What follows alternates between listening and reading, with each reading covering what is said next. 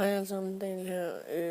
Vi har ikke lavet så meget her på det sidste. Det har vi ikke gjort, fordi vi er ved at lave en ny person server. Bedre og forhåbentlig mindre lag og sådan noget.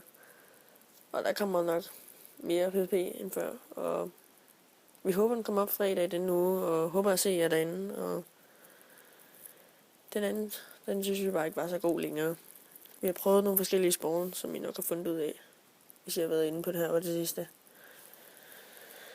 Ja, og så synes jeg også, at stor tak til alle dem, der har fået nogen ind på serveren, og håber, at vi får flere ind. Jeg kan se, der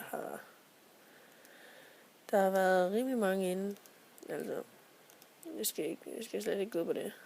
Og jeg håber bare, at der kommer endnu flere ind, og håber, at jeg har masser af venner, jeg gider fortælle lidt til jer og sådan noget.